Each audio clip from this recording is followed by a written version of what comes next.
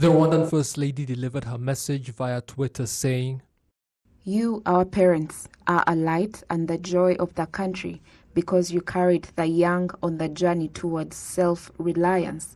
During this difficult time of the COVID-19 pandemic, I ask all people to be their sight, light, and walking stick that keeps them going." For the elderly in Rwanda, life is nothing like it used to be in years past, and many would rather forget those difficult times. If you were to ask me about what happened in 1994, I would probably recount it in the way legends are told. I would rather not speak of it, really. When I look at our current president, I tend to forget all that. The reason being that I realize that the country was not really a country back then. Now 86 years old, Anthony lost his entire family during the 1994 genocide against Tutsis, remaining as the sole survivor. Unfortunately, his pain is shared by others because the tragedy that befell him is by no means unique in Rwanda.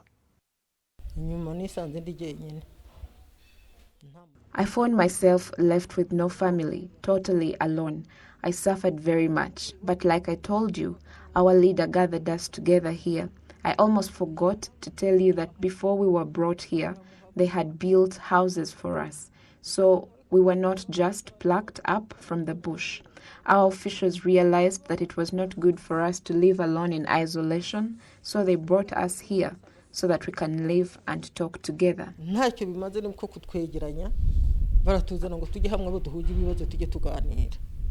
Life at the nursing home for Anthony, Maria, and others is much better than what they experienced in the past, and they are grateful for it. I am very comfortable here, living well. I eat, drink, and sleep whenever I want. What can I say to you to make you understand just how well they treat me here? I am very happy with the state of things right now. People like Kabuga in custody wearing cuffs.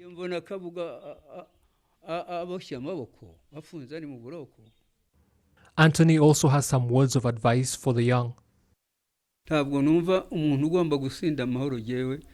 Do not let any one of you become drunk with peace, because peace can make you drunk, not just alcohol. This is the message I want you to take for me and deliver it to all Rwandans, and I am very serious about this. Tell them to love our country because it loves us too, and they should protect it. Let us pray for it.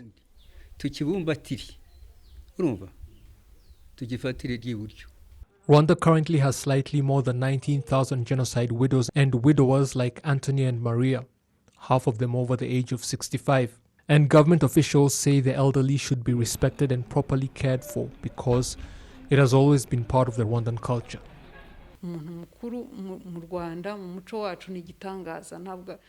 As part of our Rwandan culture, an elderly person is special, and it doesn't matter if it's a close relative or not. They are responsible for building up the country and made many sacrifices. So younger generations are always in their debt.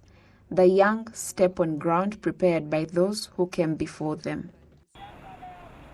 The fourth population and housing census conducted in August 2012 here in Rwanda, a census that takes place once every 10 years, found that slightly more than 500,000 Rwandans were over the age of 65 at the time, 4.9% of the population. The UN says in 2019, 703 million people globally were also over the age of 65, and by 2050, 101 million people in sub-Saharan Africa will be in this age bracket.